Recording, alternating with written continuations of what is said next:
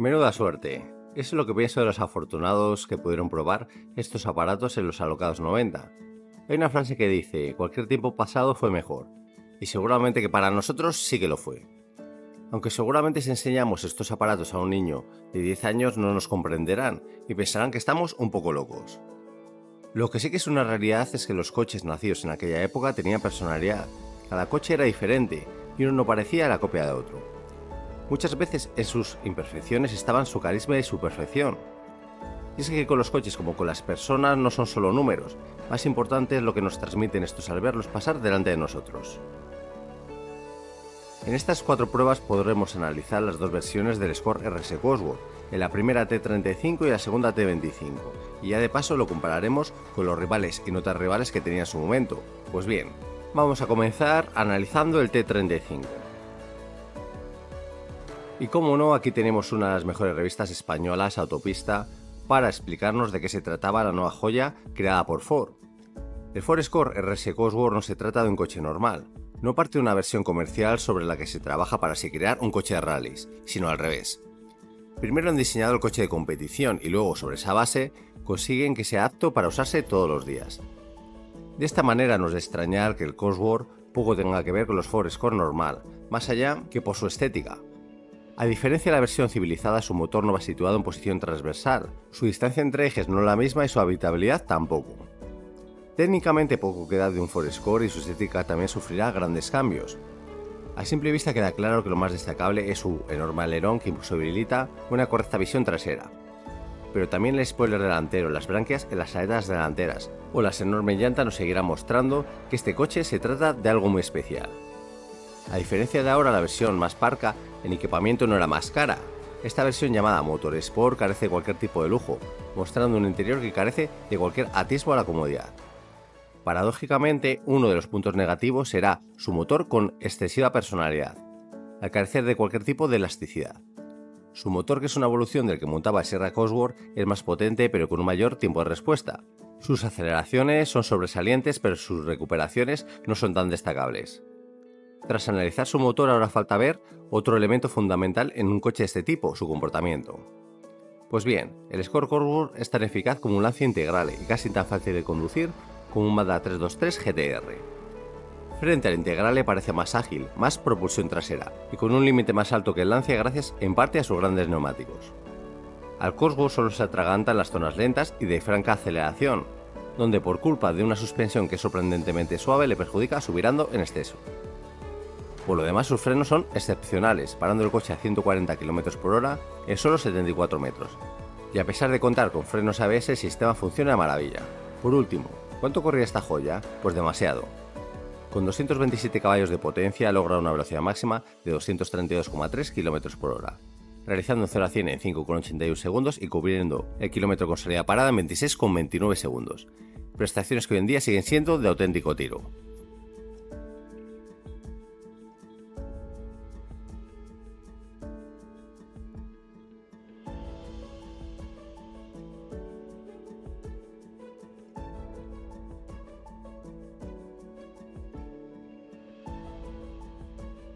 Pues bien, no es lo mismo una prueba al uso que una comparativa con su más duro rival. En la anterior publicación afirmaban que el Escort RS Cosworth parecía que contaba con un límite más alto que el Integrale. Ahora solo faltaba afirmar la certeza de tal afirmación. Con el objetivo de destronar al rey, hasta ahora el Lancia Delta Integrale no había tenido rival ni dentro del Mundial de Rallys ni a la hora de rodar rápido por carreteras sinuosas con la versión comercial. Pero todo reinado tiene su final, ahora solo faltaba saber si el Escort RS Cosworth sería el elegido para destronar al rey. Durante los últimos años Lancia ha dominado el Mundial de Rallys. En el Mundial arrasó, en cambio su versión comercial bien es cierto que, aunque siempre ha mostrado una efectividad encomiable sobre todo en los trazados más sinuosos, su supremacía no podía ser afirmada con tanta rotundidad. Sin salir de Ford, el Sierra Cosworth casi se situaba a su mismo nivel, por lo tanto, faltaba por saber lo que había logrado Ford con su nuevo Escort Cosworth para confirmar si realmente había sido un claro paso adelante respecto al Sierra, siendo ahora el coco de la categoría. Y para ello qué mejor manera que enfrentarlo cara a cara con el Delta Integrale, y para exprimirlos al límite no hay mejor modo que llevarlos al circuito.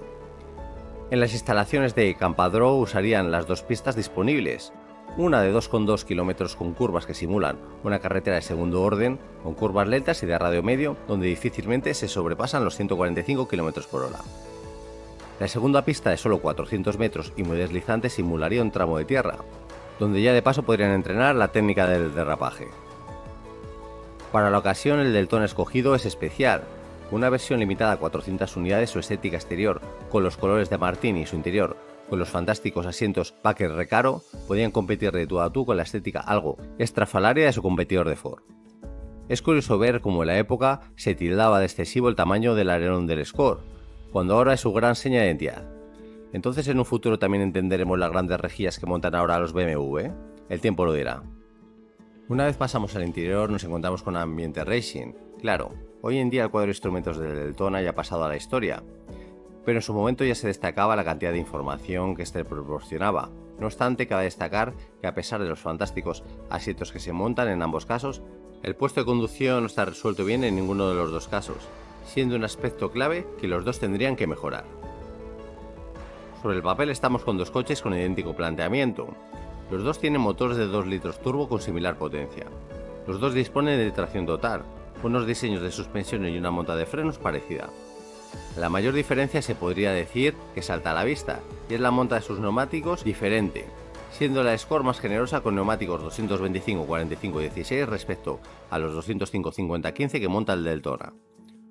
Una vez iniciamos la marcha, a pesar de contar con ingredientes similares, el comportamiento de su motor es bastante diferente. El motor de Lancia impresiona desde el primer momento, ya que a pesar de contar con menos potencia desde bajas revoluciones, se muestra contundente y con una excelente capacidad de recuperación. Por su parte, el carácter peculiar del motor del Escort viene derivada de su turbo. Al montar uno de mayor tamaño que el de la anterior Sierra, la respuesta de su motor es más lenta, careciendo de respuesta bajo régimen, necesitando subir las revoluciones para demostrar su verdadero poderío. Finalmente los caballos están ahí, logrando batir al italiano en aceleraciones, pero sucumbiendo en las recuperaciones. Las diferencias también serán visibles en su comportamiento. Evidentemente los dos son súper efectivos, pero cada uno a su manera. En resumen, manejar el Lancia es un placer, comportándose como una tracción delantera al inicio del viraje, y que podemos convertir en un suave deslizar de la trasera a base de gas. El Escort por su parte es más exigente pero también más rápido si le exprimimos al límite. Su trasera parece más viva y acusa menos de su viraje. A la hora de frenar, el Lancia logra recuperar en parte el terreno perdido, al contar con unos frenos ABS menos intrusivos. De todas formas, el mejor juez es el crono y queda claro que en circuito el Ford ha sido más rápido, sobre todo en la pista rápida, metiendo 2 segundos al Lancia. De todas formas, ambos contendientes son muy rápidos, ya que para ponernos en situación, todo un Porsche Carrera 4 pierde varios segundos respecto a cualquiera de los dos en este mismo circuito. Si nos fijamos en el cuadro de prestaciones, el Escort vence velocidad punta logrando los 230 km por hora y mete unas décimas al italiano en aceleraciones, siendo el único que baja de los 6 segundos en la aceleración 0 a 100. Aunque caro, el Escort también parecía un chollo, costando solo 4.125.000 pesetas, siendo el Lancia mucho más caro, habiendo que desembolsar 5.335.000 pesetas por él. Tras lo visto queda claro que el Escort logra ser más rápido, más efectivo y más barato, pero por desgracia para el americano aún no logra transmitir ese agrado y facilidad de conducción que caracterizaban al laureado deportivo italiano.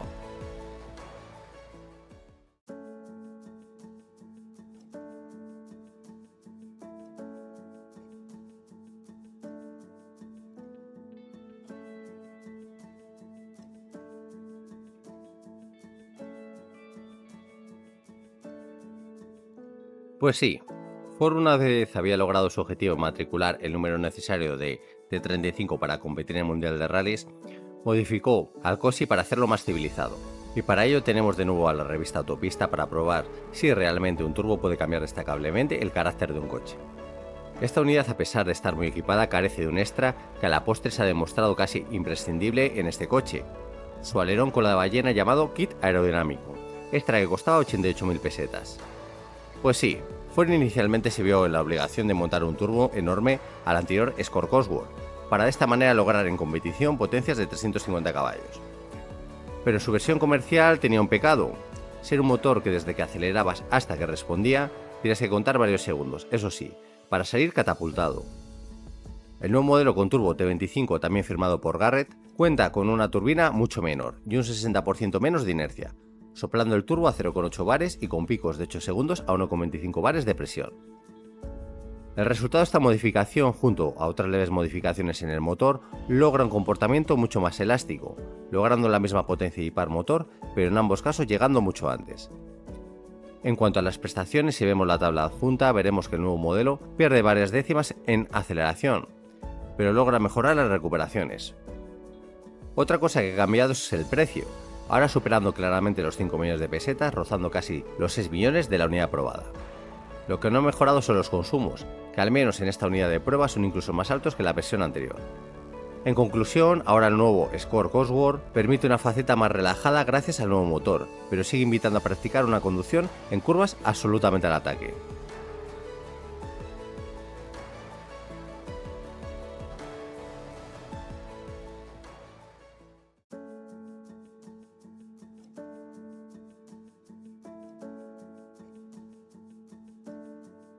En aquella época, al igual que había coches que no tenían sentido, también había pruebas comparativas que no lo tenían. Pues bien, ¿por qué digo esto? Muy sencillo. Para la ocasión, la revista Autopista había juntado un elenco de 5 coches de ensueño, pero claro, para carteras muy diferentes. Del más económico, el Clio Williams, que parte de los 2.340.000 pesetas, al más caro, el Honda NSX, que cuesta 13 millones de pesetas, había un mundo. O visto de otra forma. Por lo que cuesta el NSX, podríamos tener en nuestro garaje el Mazda RX-7 y el Escort Cosworth, pero vayamos al grano. El objetivo de esta prueba es disfrutar recordando estos 5 coches, de los cuales al menos 4 se han convertido en joyas que hoy en día son casi imposibles de comprar. Comencemos hablando de los coches, ordenándolos por precio, y el más barato es el Clio Williams. Pues como no, comienzan explicando que el Clio Williams es una profunda remodelación del Clio 16 válvulas, tanto en su motor como en su bastión. De esta forma han logrado mejorar los dos aspectos que habían quedado pendientes, logrando ahora un comportamiento sorprendentemente ágil, pero a la vez que progresivo. Su suspensión es suficientemente confortable y absorbe perfectamente las irregularidades del asfalto. Su motor es un 2 litros atmosférico de 4 cilindros en línea que logra en banco los 155 caballos de potencia, logrando de esta manera una relación peso-potencia de lo más sugerente, 6,81 kg por caballo. A su motor se le puede poner una pega, y es su brusquedad al alcanzar el corte de inyección. Carece de aire acondicionado, y es que su interior deportivo está ambientado con una nueva tapicería específica. Nuevo color en las esferas del cuadro, lo más importante. Una placa que nos acredita la edición limitada en su momento a 4.000 unidades. El segundo más barato será el Golf VR6, que por un precio de 3.600.000 pesetas, Volkswagen ofrecía en el Superventas Golf la posibilidad de montar su famosa mecánica de 6 cilindros en V estrecha, que para la ocasión contaría con 2.800 centímetros cúbicos y 174 caballos de potencia. Inicialmente podemos tener pocas esperanzas de que el Golf digiera correctamente el peso y la potencia que le otorgan meter ese gran motor en un compacto de tracción delantera. Pero una vez iniciamos la marcha queda claro que el Golf no ha perdido ninguna de sus virtudes. Sigue siendo un coche dócil de conducir y que gracias al novedoso control de tracción EDS facilita aún más las cosas. Como todo buen Golf, cuando viajamos rápido avisa con un ligero subviraje, y el tren trasero también inspira confianza.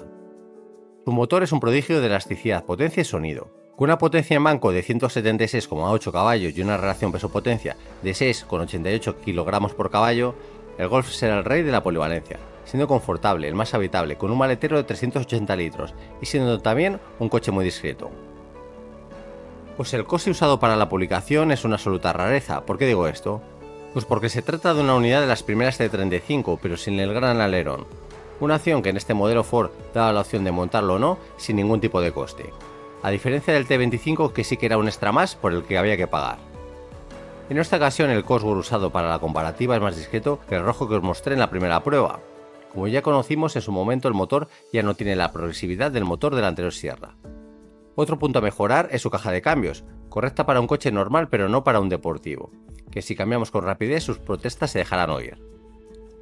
El resultado de su fantástico bastidor con la tracción total y la acertada puesta a punto permite una velocidad de paso por curva incomparable a la de ninguno de sus rivales de esta prueba, sobre todo si el firme es deslizante. El Mazda RX-7 será el ganador en el apartado belleza para la redacción. Es un deportivo bello a la vez que elegante. Su motor es el más peculiar de todos. Su motor Wankel cuenta con 2 turbos Hitachi de accionamiento secuencial. El resultado es una entrega de potencia prácticamente lineal a partir de las 4.000 revoluciones por minuto, hasta que un pitido nos avisa que estamos llegando al corte de inyección. En cambio, aunque no llega a ser tan efectivo como el Honda NSX, tampoco se queda muy lejos de él. Sus frenos y dirección también son sobresalientes. El bastidor es muy rápido de reflejos y su límite de adherencia es muy alto, pero no nos incita a explorar sus límites. En este aspecto es un deportivo a la antigua usanza. Con un precio de prácticamente 8 millones de pesetas se sitúa como el segundo más caro del comparativo.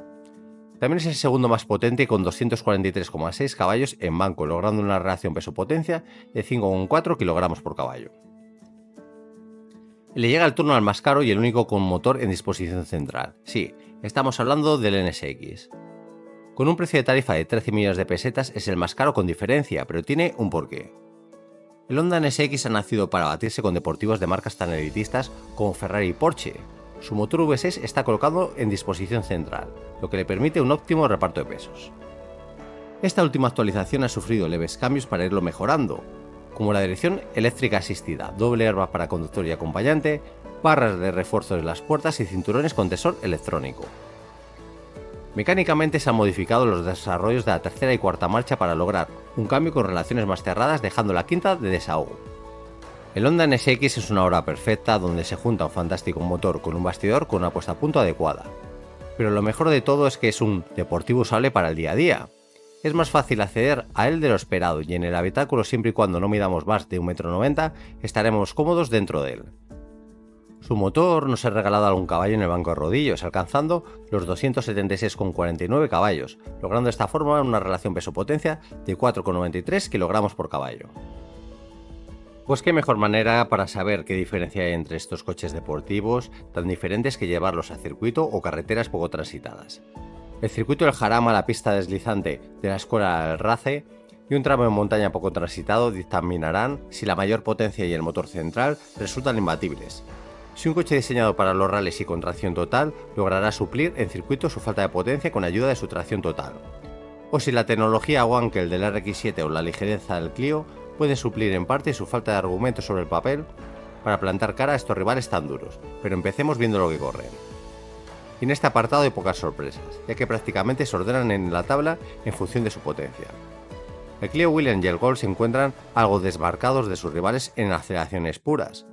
Respecto a los coches que superan los 220 caballos de potencia, en aceleraciones el menos potente, el Escort RS Cosworth, logra vencer al RX7 gracias a la ayuda de su tracción total. Tal es así que es el más rápido en el 0 a 100, logrando parar el crono en 5,81 segundos. Pero el Honda NSX logra desmarcarse de todos los rivales en la aceleración larga, donde le da tiempo a desplegar toda su caballería, logrando cubrir el kilómetro con salida parada en 25,61 segundos, metiendo casi 7 décimas al Ford y un segundo entero al Mazda RX-7. En velocidad punta el Clio es el más lento con diferencia, el Golf VR6 y el Cosworth prácticamente lograrán la misma velocidad máxima, alcanzando 224 y 227 respectivamente.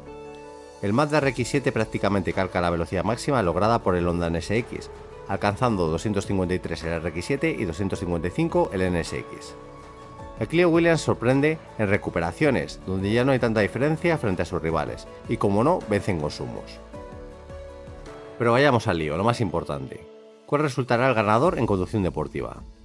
El mejor tiempo absoluto lo logra el Escort RS Cosworth, pero quedando la duda de qué habría logrado el Honda NSX si el piloto que más rápido estaba rodando no hubiera hecho un trompo con él. De todas formas, parecen ser los dos alumnos aventajados en el circuito del Jarama. El Mazda RX-7 se coloca como tercero en discordia, pero no quedando muy lejos de los dos farolillos rojos de tracción delantera. El Golf VR6 logra vencer claramente al Clio Williams, a pesar de que su concepción es menos deportiva. Pero, ¿y en la pista deslizante cambiarán las tornas? Pues sí. Aquí el Escort RS Cosworth se muestra imbatible, y es que su tracción total es definitiva. Pero que venza el Ford Escort está dentro de lo esperado. Lo sorprendente es que en esta pista el Clio se muestre tan competitivo, siendo junto al Escort y el NSX el único que logra marcar cronos de 58 y 59 segundos de manera constante.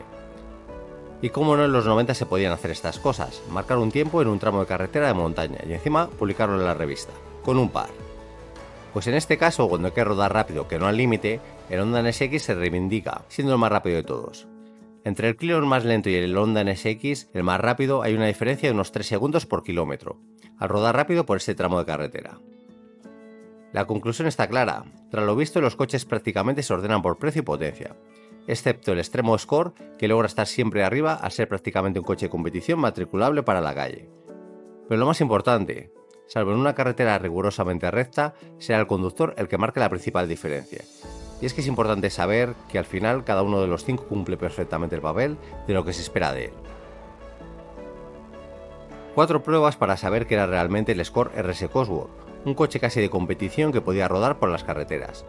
Aunque caro, era la forma más económica de tener unas prestaciones similares a las de superdeportivos que superaban los 10 millones de pesetas y, sobre todo, unas sensaciones similares a las de pilotos que, como Carlos Sainz, vivían en aquellos tramos del Mundial de Rallys tan revirados.